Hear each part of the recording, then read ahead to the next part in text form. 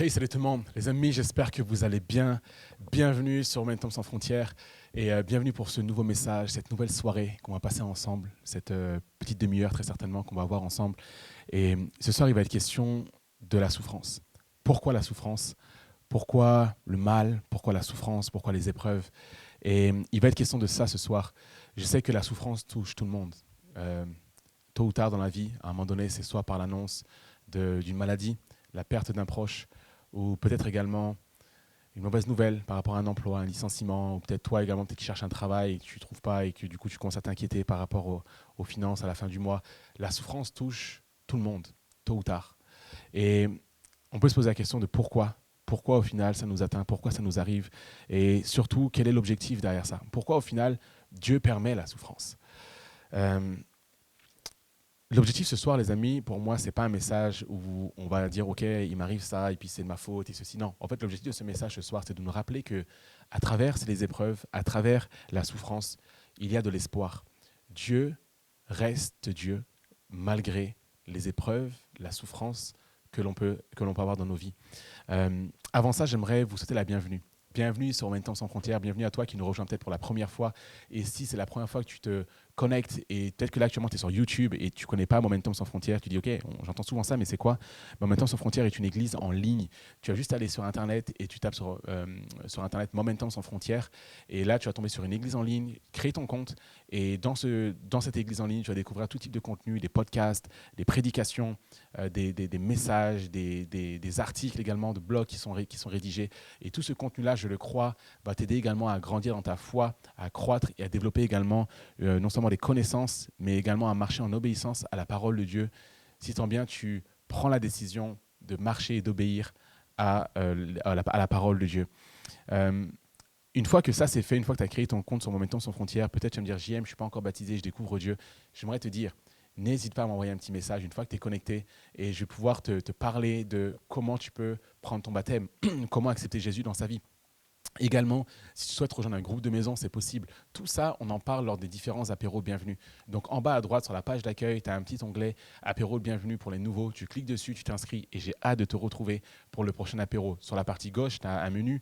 Là, c'est écrit premier pas. Tu cliques dessus et alors sur ce menu-là, tu vas pouvoir, en cliquant sur le premier pas, découvrir un peu comment bien naviguer, comment bien marcher dans le nouvel écosystème Momentum sans frontières. Les amis, ce soir, je vous l'ai dit, il va être question de souffrance, il va être question du mal. Et on peut se poser la question, pourquoi le mal? Pourquoi la souffrance?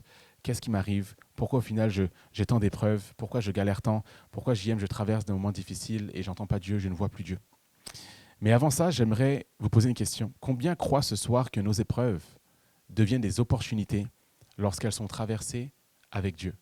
Combien croient que nos épreuves deviennent des opportunités lorsqu'elles sont traversées avec Dieu? Vous savez, les amis, euh, je crois que nos épreuves deviennent des opportunités pour Dieu lorsqu'elles sont faites avec fidélité, lorsqu'on reste attaché à Dieu, parce que Dieu fait éclater sa gloire et sa puissance à travers les épreuves.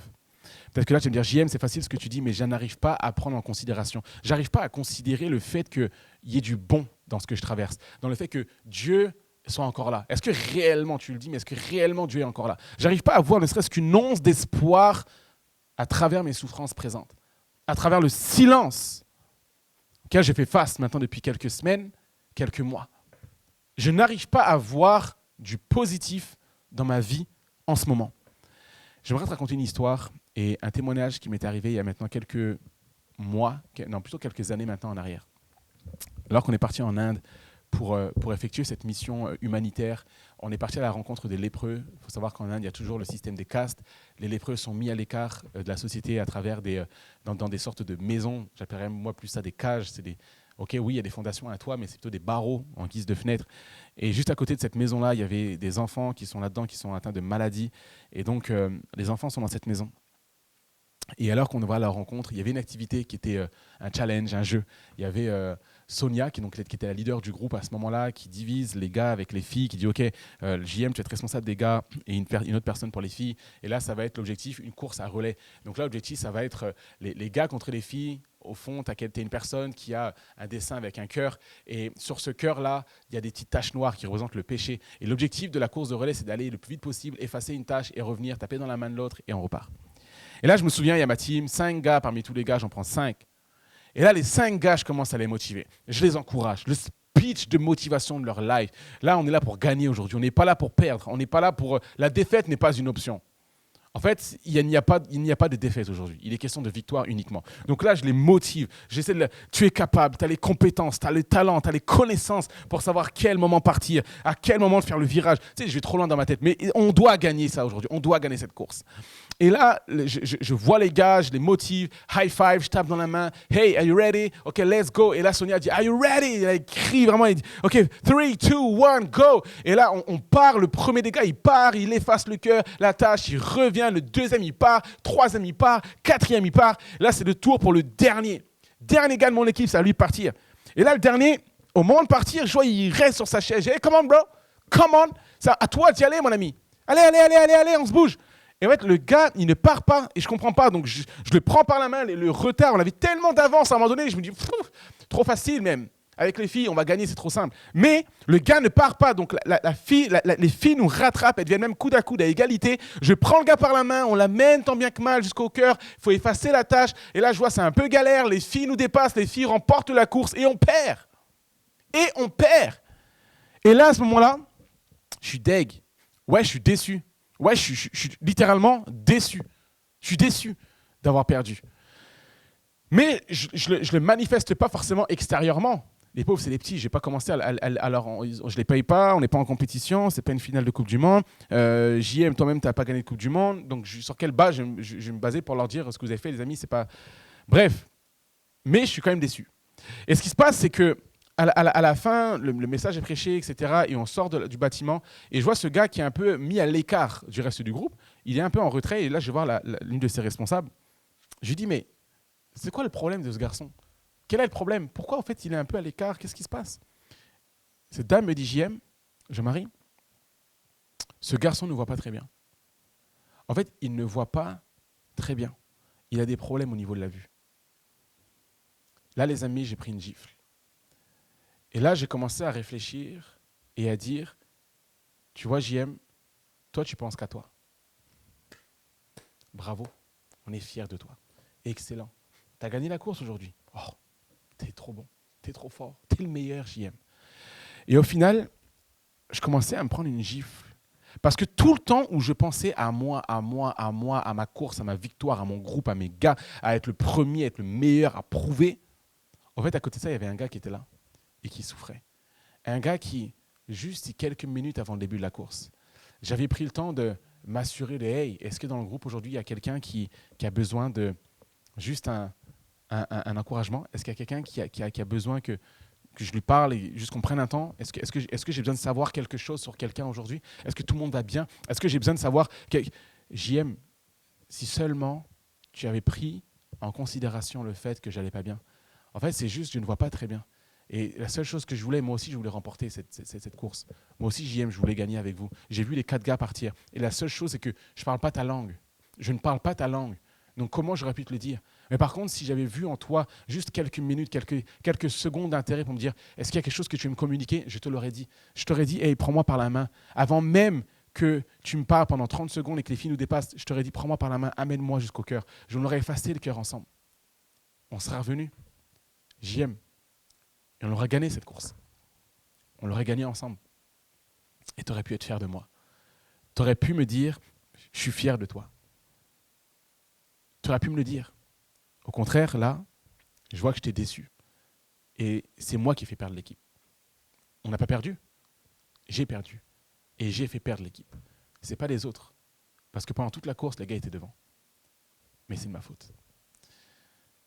Peut-être que cet enfant n'a pas eu toute cette réflexion. Peut-être qu'il l'a eu. Une chose qui est certaine, c'est que à ce moment-là, je me suis vraiment remis en question. Après quoi je cours, JM? Qu'est-ce qui compte vraiment pour toi? C'est quoi les choses importantes? Pourquoi c'est si important pour toi d'être premier? Pourquoi c'est si important pour toi de prouver que... Et en fait, quand je réalise ça, je mesure qu'il y a des choses beaucoup plus importantes dans la vie que simplement penser à soi et penser à ses propres victoires. J'ai lu cette citation il y a quelque temps. Quelqu'un a dit, au lieu d'être un homme de succès, cherche à devenir un homme de valeur. Parce qu'en fait, lorsque je bâtis ma vie autour du succès, parfois, ça peut être au prix et aux dépens de mes valeurs et de mes principes. Je ne veux pas être un homme de succès, je veux être un homme de valeur. Parce que, à travers mes valeurs, je vais obtenir des victoires qui vont durer. Mais si je cherche uniquement à avoir des succès, je peux mettre de côté certaines de mes valeurs, certains de mes principes, simplement pour avoir la victoire, la réussite et le succès aux yeux des gens, ça ne m'intéresse pas. Et en fait, quand j'ai pris conscience de ça, quand j'ai mesuré ça, les amis, je me suis remis en question. Et là, je me suis dit, OK, JM, apprends et prends le temps d'écouter ceux qui sont à tes côtés. Il y a quelqu'un qui souffre à côté de toi, prends le temps de l'écouter. Tu as un projet que tu dois lancer, prends le temps d'écouter la personne qui est à côté de toi. Tu découvres une relation, tu as besoin de demander quelque chose à quelqu'un avant de demander. Prends des nouvelles de cette personne. Et en fait, les amis, littéralement, cette situation-là, j'ai souffert. J'ai fait souffrir quelqu'un et j'ai souffert. Et quel était l'objectif de ça? En fait, à travers cette souffrance, ça m'a appris à me connaître davantage. Ça m'a permis de faire une introspection sur moi et de dire, OK, qui suis-je réellement? Et cette épreuve-là, en tout cas, cette histoire-là m'a littéralement transformé, j'ai envie de dire. Sur le long terme, en tout cas, ça m'a vraiment transformé. J'aimerais encourager quelqu'un et vous dire également aujourd'hui, les amis, que mon caractère a été révélé à travers cette épreuve, à travers cette situation, à travers cette histoire. Mon véritable caractère, ma personne intérieure a été révélée. JM, quel genre de gars tu es? Quel genre de gars tu es? Les amis, connaître les gens avec qui nous travaillons nous permet d'avoir des succès là où l'échec semble être assuré. Connaître les gens avec qui on travaille nous permet d'avoir des succès, des victoires avant même de faire quoi que ce soit d'autre. Je prends le temps d'apprendre à connaître cette personne. Et alors peut-être que l'échec était assuré parce que je vais prendre le temps d'apprendre à connaître cette personne, la victoire devient une possibilité. La victoire devient possible. Ne percevons pas les souffrances de certains comme des échecs. Ne percevons pas les épreuves de certains comme des échecs, mais plutôt comme un appel à écouter, comme un appel à les aimer, comme un appel à les soutenir dans la prière. Le titre de mon premier point aujourd'hui, ce soir, ça va être « Dieu permet la souffrance pour révéler le caractère de l'homme ». Lorsqu'on lit l'histoire de Job, dans Job chapitre 1, verset 8, voilà ce qu'on peut lire. Dieu va dire au diable, vous pourrez relire le contexte et le début du chapitre, mais Satan va se présenter devant Dieu. Et Dieu va lui dire, as-tu remarqué Job, mon serviteur? Il n'y a personne comme lui sur la terre. C'est un homme intègre et droit, craignant Dieu et se détournant du mal. Extraordinaire. Lorsque tu lis ce passage, tu comprends que le diable, Dieu va dire, as-tu remarqué mon serviteur Job qui est juste et intègre et droit? Tu sais d'avance que le diable va aller attaquer Job sur ces traits de caractère que Dieu a soulignés. Et c'est exactement pareil dans nos vies aujourd'hui. Tu es un homme de valeur, une femme de valeur, un jeune avec des principes et des valeurs que tu bâtis, tu développes, tu nourris, tu consolides jour après jour. Le diable vient nous attaquer sur ces valeurs-là. Tu es un homme fidèle, le diable va venir te tenter avec la fidélité. Tu es un homme qui marche dans la justice et l'intégrité, le diable va te présenter des épreuves pour que tu chutes à ce niveau-là. Tu es un homme également qui a des croyances basées dans la parole de Dieu qui sont fortes, le diable va venir te présenter des épreuves qui vont chercher à te détourner, passer des embûches afin que tu te détournes de ce droit chemin. Tu es un homme, une femme qui marche dans la vérité, il va te présenter des situations afin que tu puisses mentir. En fait, les traits de caractère que tu bâtis jour après jour, la justice, l'intégrité, la fidélité, l'amour, la joie, la paix, toutes ces choses que tu bâtis au quotidien, il y en a un qui veille pour que tu puisses tomber. Sauf que l'erreur du diable, c'est que le diable voit uniquement les choses qui sont visibles, le matériel. Le diable a fait une erreur. En fait, le diable ne peut pas nous voler notre destinée. Il peut uniquement nous placer des embûches pour nous en détourner. Le diable ne peut pas voler notre destinée, mais il peut placer des embûches pour nous en détourner. La chose, c'est que même si le diable place des embûches sur notre route pour nous empêcher de voir notre destinée, il ne pourra jamais nous voler notre destinée. Pourquoi ? Parce que lorsque Dieu nous a créés avec une destinée, Dieu permettra, même s'il y a des embûches, même s'il y a des détours, qu'à la fin, on va arriver jusqu'à la destinée pour laquelle il nous a créés. Le diable est un menteur. Dieu est la vérité. Pourquoi je parle de ça, les amis? C'est que même si l'ennemi se déchaîne, même si les circonstances de la vie nous frappent de plein fouet, en plein visage, et même si je ne comprends pas l'origine de mes épreuves et le pourquoi de ce qui m'arrive au niveau de mes souffrances, Dieu nous demande de demeurer fidèles à lui. Parce qu'en fait, le diable nous amène à fixer nos regards sur ce qui est physique et matériel, parce qu'il pense que notre foi en Dieu est basée sur nos possessions matérielles. Sauf que le diable se trompe. Notre foi en Dieu n'est pas basée sur nos possessions matérielles. Notre foi en Dieu est basée sur l'œuvre de Jésus-Christ à la croix. Et lorsque le diable nous place des embûches et des tentations sur notre route pour nous faire chuter, tu vois, j'ai enlevé ton travail, tu vois, j'ai enlevé ta voiture, tu vois, j'ai enlevé ta maison, tu vois, je te mets une maladie dans ton corps. Et en fait, même si ces choses nous arrivent, je veux me rappeler à mon âme que même si mes possessions matérielles n'existent plus, mes yeux ne sont pas basés sur ce qui est dans le matériel, mais spirituel. L'œuvre de Christ à la croix demeure éternelle, elle demeure toujours d'actualité aujourd'hui, même si elle date d'il y a plus de 2000 ans, elle demeure présente, valable, puissante aujourd'hui, parce qu'elle m'assure également un lendemain qui est certain en lui, en Dieu. Même si l'épreuve frappe, je demeure fidèle. Pourquoi? Parce que le diable voit uniquement les choses matérielles, mais il ne voit pas les choses spirituelles. Le diable ne peut pas me voler ma foi, parce que Christ est mort pour que ma foi soit placée en lui, les amis. Et Dieu m'a donné la capacité de me battre par la puissance de son Saint-Esprit qui habite en nous. Je ne lutte pas contre la chair et le sang, mais contre les puissances, contre les dominations, contre les autorités célestes. Et en fait, la différence, c'est que lorsque je combats dans le monde spirituel, non seulement Christ est mort pour que j'obtienne la victoire sur les péchés et les tentations naturelles, mais également, il a obtenu la victoire dans le domaine spirituel. Les amis, il y a un appel à demeurer fidèle à Dieu. Pourquoi? Parce que Dieu demeure fidèle. Et tout le temps, en fait, où je reste attaché à Dieu, j'ai l'assurance que Christ est avec moi. Christ demeure fidèle. L'épreuve ne doit pas nous faire douter de Dieu. Elle doit nous permettre de nous rapprocher de lui. L'intégrité de Job et son caractère juste ont été éprouvés par l'ennemi. Mais l'intégrité et le caractère de Job ont été approuvés par Dieu. Même si je suis éprouvé dans ma vie, je suis approuvé de Dieu. Même si le diable vient nous éprouver, Dieu nous a approuvés. Et il y a une différence entre l'épreuve et l'approbation. L'approbation me rappelle que, quelles que soient les épreuves de la vie, je demeure à l'image de Dieu et j'ai son approbation. Tant que je reste dans ses voies et je l'aime. Maintenant, l'épreuve me rappelle dans la vie que même si l'épreuve est dure et qu'elle est difficile et qu'elle est profonde et qu'elle est répétitive, j'ai l'assurance que parce que je suis approuvé de Dieu, Dieu demeure à mes côtés. Et ça, les amis, c'est une réalité. L'intégrité de Job et son caractère juste ont été éprouvés par le diable, mais approuvés par Dieu. Veillons à ce que le caractère de Dieu se manifeste à travers nous pendant l'épreuve. Satan s'était trompé sur le compte de Job. Come on! Satan s'était trompé sur le compte de Job. Parce qu'il pensait que son caractère et sa force étaient basés sur ses biens.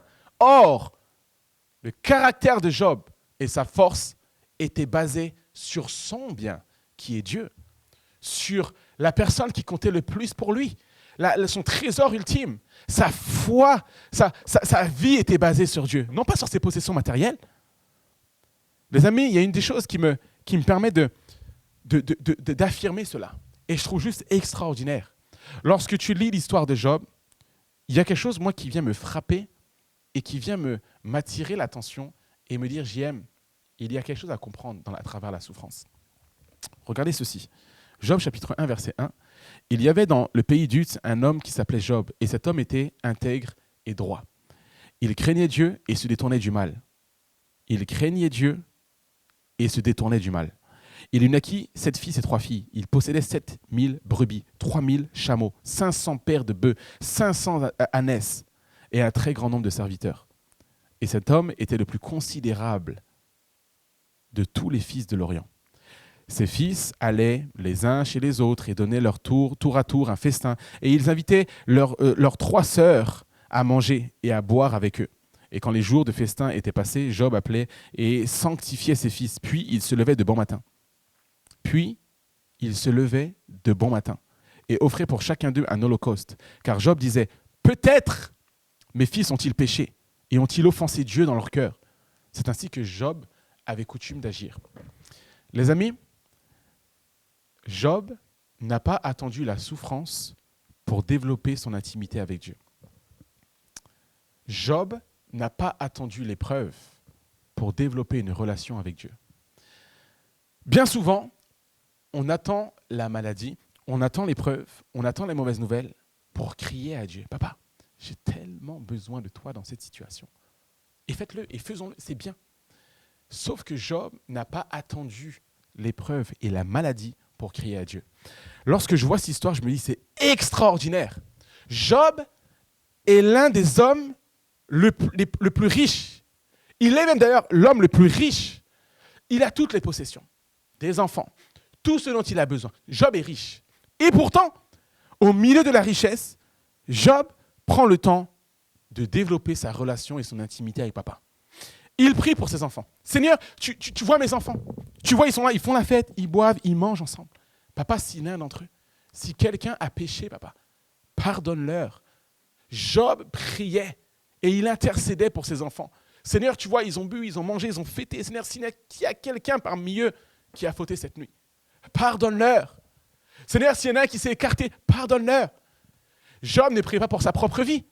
Les amis, Job priait et intercédait pour ses enfants. Job n'a pas attendu l'épreuve et la maladie pour prier et intercéder pour ses enfants. Il priait alors qu'il était riche. Quelle leçon de vie pour chacun d'entre nous. Je n'attends pas la maladie. Je n'attends pas l'épreuve. Je n'attends pas d'être dans la galère pour commencer à crier à Dieu. Mais alors que ça va bien, Seigneur, je m'approche de toi. Et je prie et j'intercède pour ma maison. Je prie et j'intercède pour ma vie, mais également la vie de ceux qui m'entourent. Et alors que j'adopte cette attitude, vous savez ce qui va se passer, les amis? C'est que lorsque ça va bien, dans l'abondance et dans la richesse, je développe une intimité qui est solide. Ma fidélité et ma croyance en Dieu est forte. Afin que le jour où je vais être dans l'épreuve, même si la maladie et l'épreuve me frappent, je vais être en mesure de reproduire ce que j'ai développé et ce que j'ai bâti lorsque ça allait bien. Ma relation avec Dieu n'est pas basée sur la peur que je meure, n'est pas basée sur la peur que la maladie m'emporte, n'est pas basée sur le fait que mon compte bancaire soit vide ou rempli. Ma relation avec Dieu, elle est basée sur le fait que Dieu m'a tellement aimé qu'il a envoyé ce qu'il avait de plus cher, afin que dans les bons comme dans les mauvais moments, je me souvienne que Dieu demeure fidèle. Et il est tellement fidèle qu'il a dit « Hey, je vais te laisser quelque chose qui va te prouver à quel point je t'aime. Je te laisse mon Esprit Saint. Mon esprit, celui qui était avec moi depuis la création de toutes choses, je te le laisse. Je te le laisse comme gage. Je te le laisse comme un sceau. Je dépose mon Saint-Esprit dans ta vie. Et mon Saint-Esprit qui vient habiter en toi, en fait, à travers la souffrance, voilà le nom que je lui ai donné. En fait, mon esprit s'appelle consolateur. Quand tu pleures, quand tu souffres, quand tu traverses des épreuves, le consolateur divin est en toi. Regardez ce qui se passe, les amis. C'est que parfois, on a l'impression d'être seul, on a l'impression d'être abandonné, parce qu'on ne voit plus rien autour de nous. Mais alors que tout semble flou, en brouillard autour de moi, voilà ce que je veux rappeler à mon âme. Même si je ne vois plus d'espoir en face de moi, je veux me souvenir que le plus bel espoir a été déposé en moi. Celui du Saint-Esprit qui m'équipe, qui me donne la force. Et même si j'ai l'impression que je n'aurai plus la force pour traverser cette épreuve, je veux me souvenir, papa, que tu as déposé en moi ton esprit. Je veux me rappeler, Père, que tu as déposé en moi ta puissance, que tu m'équipes, que tu me donnes la force, que tu me donnes les capacités de pouvoir traverser les épreuves que je peux faire face. Et alors que tu mesures cette bénédiction, alors que tu mesures ce trésor et ce cadeau de Dieu, ce Saint-Esprit, même si tu ne vois plus rien en face de toi, même si tu n'es plus en mesure de voir la route et le chemin que tu dois emprunter, je veux me souvenir et je veux rappeler à mon âme que Dieu reste Dieu. Oui, l'épreuve est dure. Oui, la souffrance est dure.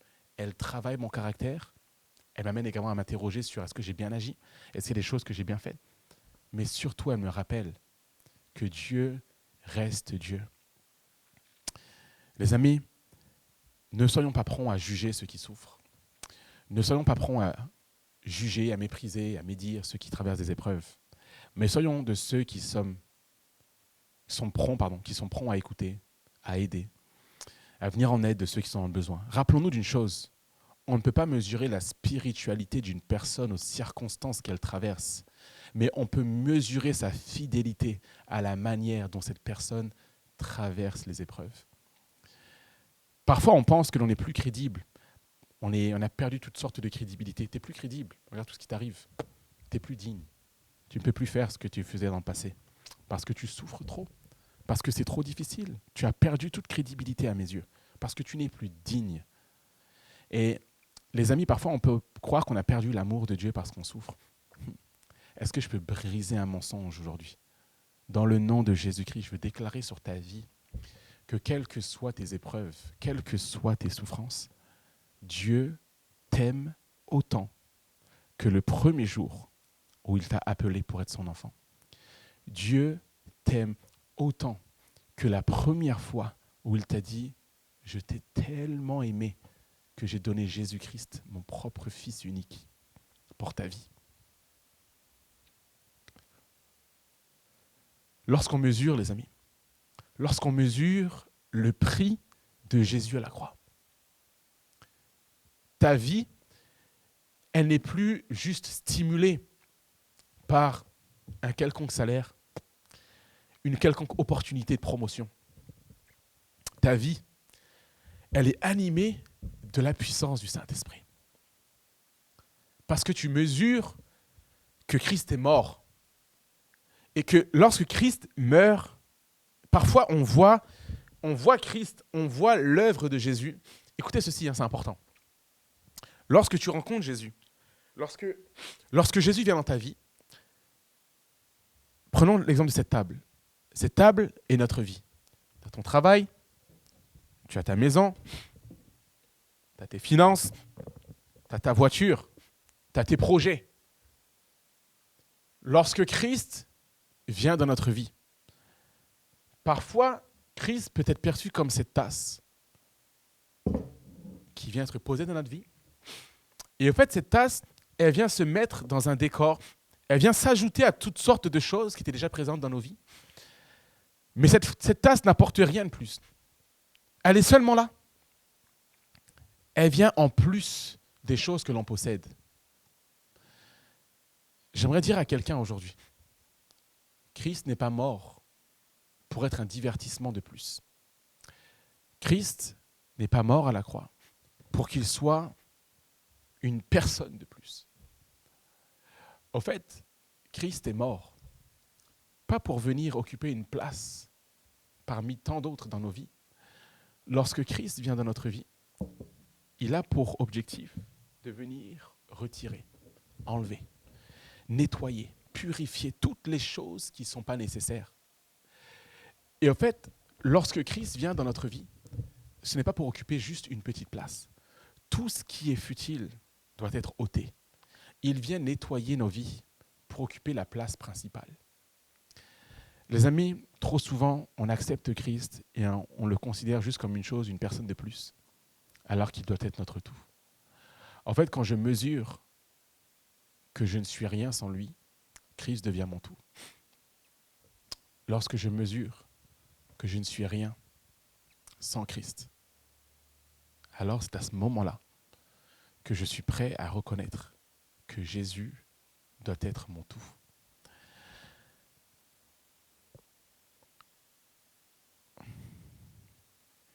J'aimerais encourager quelqu'un ce soir en disant que Dieu se souvient de quoi nous sommes faits, de quoi on est formé et qu'on est poussière. Autrement dit, Dieu sait parfaitement que nous sommes faibles par la chair, mais que par la puissance de son Saint-Esprit qui habite en nous, nous avons la puissance, la capacité de surmonter n'importe quelle épreuve qui peut se dresser en face de nous. C'est la maladie. Seigneur, je place ma foi en toi. C'est dur. Je ne sais pas ce qui va se passer. Absolument pas. Les médecins ont posé un diagnostic, ont posé un bilan sur ma vie. Je ne sais pas ce qui va se passer. Humainement, c'est la mort qui m'attend. Mais Seigneur, que ce soit pour aujourd'hui, pour demain, pour dans 10 ans, ma foi est en toi. Et je sais, Seigneur, que tu vas m'accorder ce qu'il y a de meilleur. Tes plans sont parfaits. Alors ma foi, Seigneur, elle reste intacte. Ma foi, Seigneur, ne changera pas. Je te fais confiance, je te suis fidèle. Et à travers la manière, je vais traverser cette épreuve.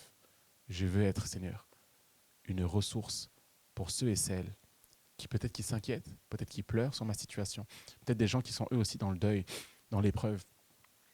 Seigneur, je vais être une ressource. Je m'approche de la source et je deviens une ressource. Malgré l'épreuve, malgré la situation, à travers laquelle, Seigneur, je n'arrive pas à me projeter vers un avenir radieux. Mais je demeure fidèle, je demeure attaché à toi, parce que je sais que tes plans sont parfaits et que toi, Seigneur, il n'y a aucune nombre de variations chez toi. Tu es le même hier, aujourd'hui, éternellement. Les amis, on va arriver sur le deuxième point de ce message que j'ai intitulé « Dieu permet l'épreuve et la souffrance pour révéler sa véritable identité ». On connaît tous Dieu ce soir. Ou du moins, si tu es connecté ce soir et tu me dis « JM, je ne connais pas le Seigneur, je suis nouveau et j'ai entendu parler de Jésus, mais juste au début, tu sais, je ne connais pas trop Jésus ». J'aimerais te dire que là où tu es chez toi, tu peux maintenant prendre la décision d'accepter le Seigneur dans ta vie comme Sauveur et Seigneur. Maintenant, tu peux faire le choix de dire « Seigneur, je veux te connaître davantage ». Alors juste là où tu es maintenant, je t'invite à lever tes mains dans ton salon, dans ta cuisine, là où tu es, et simplement répéter ces quelques mots. « Seigneur Jésus », tu peux le dire. « Seigneur Jésus, révèle-toi à moi. Je veux te connaître davantage. J'ai besoin de toi. Amen. » Alors que tu fais cette prière, je t'invite également à le mettre dans les commentaires, à écrire juste « Aujourd'hui, j'ai pris la décision d'accepter Jésus dans ma vie. » Et alors que tu fais cette prière, je t'encourage à créer ton compte sur Momentum Sans Frontières, à m'envoyer un petit message. Je vais t'appeler, on va prier ensemble et je vais t'accompagner sur ce chemin de nouvelle naissance jusqu'à ton baptême et après également. La question que j'aimerais te poser, c'est est-ce que tu connais réellement Dieu ? On connaît Dieu, les amis, en théorie, mais connais-tu réellement Dieu ? Est-ce qu'on le connaît simplement en théorie ou est-ce qu'on le connaît parce qu'on a expérimenté Dieu, parce qu'on a échangé avec Dieu, parce qu'on a parlé à Dieu et parce que Dieu s'est révélé à nous ? Lorsque je lis le livre de Job, dans Job 42, verset 5, Job va dire ceci. « Je ne savais de toi que ce qu'on m'avait dit. Mais maintenant, c'est de mes yeux que je t'ai vu. Je ne savais de toi que ce qu'on m'avait dit. Mais maintenant, c'est de mes yeux que je t'ai vu. » Job connaissait Dieu parce que les gens ont parlé de Dieu à Job. Job connaissait Dieu en théorie. Job connaissait Dieu parce qu'il a entendu. Il y a eu une transmission, il y a eu un héritage. Donc Job a bâti sa foi sur ce qu'il a entendu. Mais Job, à la fin de son histoire, connaît Dieu et peut dire il connaît Dieu parce qu'il a vu Dieu, parce qu'il a parlé avec Dieu, parce qu'il a expérimenté Dieu. Est-ce qu'il en connaît Dieu parce qu'on a entendu parler de Dieu ? Parce que je viens à l'église, j'entends que les gens me parlent de Dieu à travers une prédication, parce que soit tu es connecté et tu entends JM te parler de Dieu, ou est-ce que tu connais Dieu parce que tu as expérimenté Dieu ? Dieu s'est révélé à toi et Dieu te parle à travers sa parole, à travers la louange, à travers les situations de la vie, à travers des silences, à travers l'épreuve et la souffrance. Chaque épreuve est une opportunité de fortifier mes croyances. Une occasion de poser une marche supplémentaire qui va me permettre de me rapprocher de Dieu. J'aimerais vous encourager et vous dire ce soir que ce que vous vivez ou ce que vous vivez aujourd'hui, ce n'est pas ce que vous allez vivre toute votre vie. Ce que vous vivez aujourd'hui, le nom de ton épreuve n'est pas le nom de la situation que tu vas rencontrer demain. Aujourd'hui, le nom de ton épreuve peut être maladie. Mais demain, le nom de cette même épreuve peut être guérison. Et à travers la guérison et la restauration, tu vas être une source de bénédiction pour ceux et celles qui traversent cette même épreuve. Ce que vous vivez aujourd'hui n'est pas ce que vous allez vivre éternellement. Chaque jour est un nouveau jour avec des défis qui sont nouveaux. Et j'aimerais vous dire, les amis, que les choses qui vous semblent lourdes aujourd'hui n'existeront peut-être plus demain. Dieu nous forme chaque jour. Et chaque situation est une occasion pour nous de grandir et développer le caractère de Dieu en chacun d'entre nous. Chaque épreuve, chaque situation qu'on peut traverser est une opportunité et une occasion de laisser le caractère de Dieu se développer en nous, se manifester, juste se traduire, se former en nous. L'épreuve, Dieu permet la souffrance et l'épreuve pour révéler sa véritable identité. Les amis, alors qu'on arrive au terme de ce message, ce soir, j'aimerais vous lancer un défi. Si tu veux passer de une personne qui souffre, qui est accablée, qui culpabilise peut-être, à une personne qui est devenue une ressource pour quelqu'un qui traverse elle aussi des moments difficiles, de manière très pratique, j'aimerais t'encourager à faire quelque chose. Alors que tu connais quelqu'un qui souffre, maintenant, à l'issue de cette prédication, je t'encourager à faire quelque chose. Tu prends ton portable, tu prends ton ordi, envoie un mail, envoie un message, appelle quelqu'un, envoie une lettre, fais quelque chose pour encourager cette personne qui souffre. Tu peux toi aussi être une bénédiction au milieu de ta souffrance. En fait, j'ai cette pensée qui me vient maintenant. Et vous savez ce qui est extraordinaire avec Job? En fait, Job, alors qu'il souffrait, alors qu'il était tourmenté, éprouvé, accablé, en fait, Job est une bénédiction pour nous. Vous allez me dire, mais Jim, est-ce que en fait, c'est la partie où Job était dans la richesse qui nous encourage? Ou est-ce que c'est plutôt la manière dont Job a traversé son épreuve aujourd'hui qui est une source d'encouragement? En fait, c'est la deuxième option. Lorsqu'on parle de Job, on parle de pourquoi le juste souffre. Pourquoi Dieu permet la souffrance alors que Job est un homme juste, intègre, droit? En fait, c'est la manière dont Job a traversé l'épreuve qui nous encourage et qui nous amène à nous questionner comment un homme peut-il traverser autant de souffrances et demeurer fidèle à Dieu. Job, parce qu'il a traversé l'épreuve avec un caractère, ce caractère qu'il a développé quand ça allait bien, parce que Job est resté juste, intègre et droit, en fait, c'est la fidélité de Job au milieu des épreuves qui est une bénédiction pour nous aujourd'hui. Et la manière de vivre de Job a traversé les siècles pour venir nous parler, nous encourager encore aujourd'hui sur quelle attitude je dois adopter au milieu de l'épreuve. C'est dur, c'est galère, j'ai du mal. Comment tenir bon? Je vois aucune onde d'espoir et d'espérance.